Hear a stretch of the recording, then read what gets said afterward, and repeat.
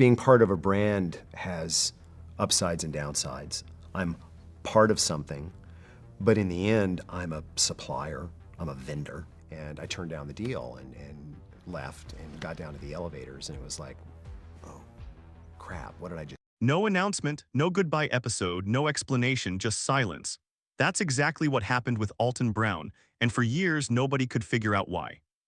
The man who made cooking feel like a revolution, the host who turned a simple kitchen into a science lab and a comedy stage all at once, was suddenly gone. And the network that built its identity around him, they acted like he never existed. Something wasn't right, and deep down, everyone who watched could feel it. But here's what makes this story even more unsettling. The real reason Alton Brown left Food Network wasn't about money. It wasn't about ratings. It wasn't even a simple falling out between talent and executives. It was something that had been building for years, quietly, painfully, out of sight. A man beloved by millions was slowly losing himself behind the scenes, and by the time anyone noticed, it was already too late to stop what was coming. This is the full story. The rise, the pressure, the breaking point, and the truth Alton Brown himself could no longer hide. Stay with us, because nothing about this is what you think. Before you can understand what went wrong, you have to understand what Alton Brown actually built, because it wasn't handed to him, not even close. He grew up in Georgia, a film kid with a camera in one hand and a deep, almost obsessive love of food in the other. He spent years working as a cinematographer, shooting music videos, learning the language of television from behind the lens. Most people in his position would have stayed there, safe, comfortable. Known, but Alton wasn't wired like most people. He made a decision that almost nobody around him understood at the time. He enrolled in culinary school not to become a chef, not to open a restaurant, but specifically to create a television show. That level of calculated, almost dangerous vision is rare. And it would change everything. When Good Eats hit Food Network in 1999, it was unlike anything on cable television. Every episode felt like a secret being unlocked. Alton broke down the science of food, the chemistry, the biology, the physics behind every technique, using puppets, props, costumes, and characters that had no business being in a cooking show. And yet somehow it was perfect. He made brining a turkey feel like a mission to Mars. Viewers didn't just watch the show, they came back for it. Parents watched it with their kids. Home cooks who had always felt intimidated in their own kitchens finally felt like they understood something real. Good Eats ran for 14 seasons and over 250 episodes. For a cooking show on cable television, that's not just successful, that's legendary. And Alton kept climbing. He became the commanding voice of Iron Chef America. Then Cutthroat Kitchen, where chefs sabotaged each other in gloriously chaotic fashion. His face was everywhere on Food Network. His name meant something. From the outside, it looked like a fairy tale. A self-made creator who had bet everything on one vision and won. A genuine original in an industry full of imitation. A man who had proven every doubter wrong. But what the cameras never showed was what was waiting for him when the lights went off. Here's something nobody tells you about building something great from scratch. You never really stop carrying it. For Alton, the success didn't come with relief. It came with weight. He wasn't just a host reading lines off a cue card. He was a writer, a producer, a creative director who had opinions about every frame, every recipe, every single segment. That level of control and perfectionism is exactly what made Good Eats extraordinary. But it also meant Alton Brown was always working, always switched on, always responsible for everything. And the television industry doesn't pause for anyone. As Food Network moved through the 2000s, something started to shift. The channel that had once celebrated technique, curiosity, and culinary education began leaning harder into drama, competition, and spectacle. The mission was changing. The focus was moving away from teaching and toward entertaining at any cost. For someone like Alton, a man whose entire career was built on the why behind food, that shift wasn't just disappointing. It felt like a betrayal. He was vocal about it. He believed food television owed its audience something real, that it had a responsibility beyond ratings.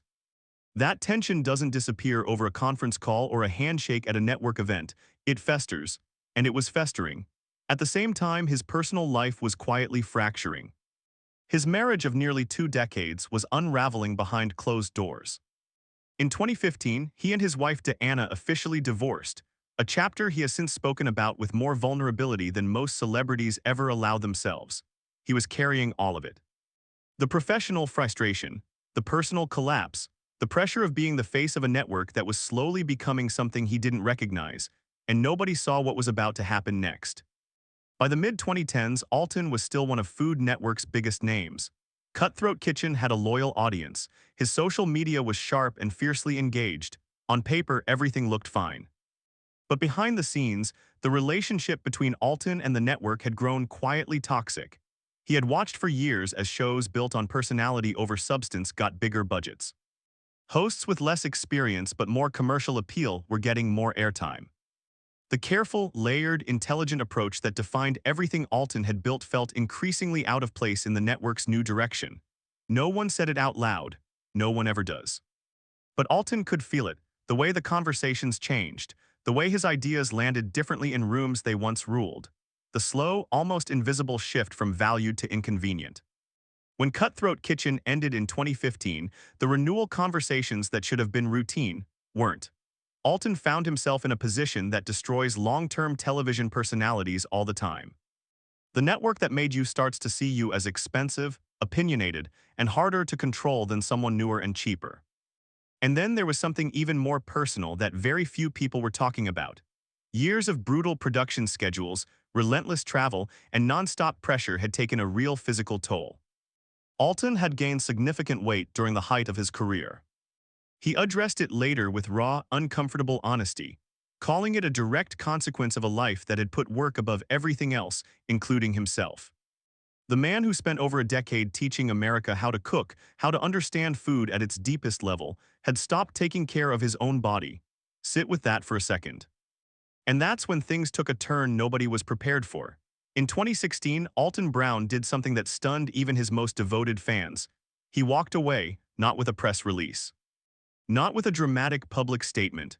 Not with a tearful final episode where the network pretended to celebrate what he had built. He simply stepped back, and the silence that followed was deafening. Food Network made no tribute, no send-off, nothing. For a man who had given the channel some of its most critically acclaimed, most enduring programming, the absence of acknowledgement said everything that needed to be said. People who understood how this industry works knew exactly what that silence meant. Alton later confirmed the relationship had simply run its course. But the way he said it, the pauses, the carefully chosen words, the measured tone of a man who knows exactly how much he's not saying, it was clear there was a great deal more underneath. Meanwhile, something else was happening. Alton began a transformation that shocked people who had followed him for years. He lost over 50 pounds. He rebuilt his lifestyle from the ground up. He spoke openly about how food, the very thing that had given him his career, his identity, his purpose, had quietly become something he was using to cope rather than to celebrate. That kind of honesty from someone in the public eye is almost unheard of, and it hit his audience hard. He remarried in 2017. A new chapter in his personal life, opening just as his professional one was being completely rewritten. But here's what almost nobody was saying publicly at the time: Alton Brown was furious. Not the explosive, headline-grabbing kind of fury, the quiet kind. The slow-burning, principled kind that comes from watching something you sacrificed for, something you believed in, get dismantled by people who never truly understood what it was. And that fury was about to find its voice. In the years that followed, Alton Brown didn't disappear. He went on a live tour and sold it out. He came back online with the same sharp, unfiltered presence his fans had always loved. He built a new relationship with his audience entirely on his own terms, outside any network, outside any corporate framework, answerable to no one but himself. And then slowly, carefully, he started talking, in podcast interviews, in candid social media posts, in conversations where the cameras weren't controlled by anyone with a financial stake in his silence. Alton began pulling back the curtain on what food television had become. He was critical in the most pointed, specific way. He spoke about how the pursuit of ratings had gutted any real educational value. About how hosts had become interchangeable products instead of genuine voices. About how the entire model had been hollowed out in the name of profit.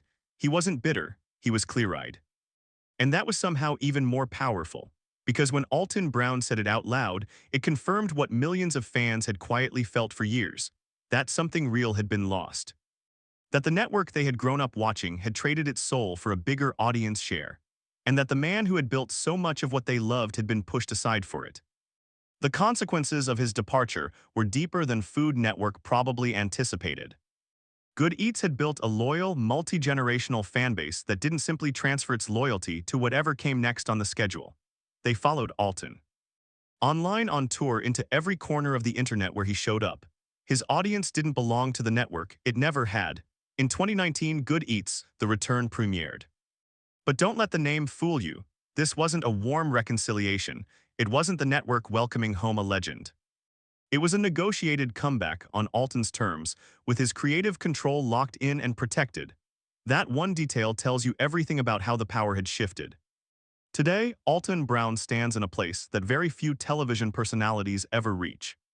He walked away from one of the most powerful networks in cable television, rebuilt himself completely, and came back more respected, more trusted, and more connected to his audience than he had ever been before. His voice, sharp, funny, curious, and fiercely principled, never stopped being relevant. It just found new places to live. He tours, he creates. He speaks directly to the people who have followed him for decades. And Good Eats, in every form it has taken, remains one of the most influential cooking shows ever made. Not because of its budget, not because of its format, but because it believed its audience was intelligent enough to deserve the truth. The real reason Alton Brown left Food Network wasn't one dramatic moment. It was 1,000 small ones, creative erosion that never stopped, personal storms that never let up, a network drifting further and further from everything he had built his career to stand for. And when he finally reached the point where staying meant compromising everything, he chose himself. Sometimes, that's the most powerful decision a person can make. So here's what I want to know from you. Do you think Alton Brown made the right call walking away? Or should he have stayed and fought harder for what he believed in? Tell me in the comments. This is exactly the kind of conversation I want to hear. And if this story hit different for you, if you want more of the real stories, the ones that never make the front page, the ones that actually tell you what happened behind the scenes, subscribe right now. New stories drop every single week, and trust me, you do not want to miss what's coming next.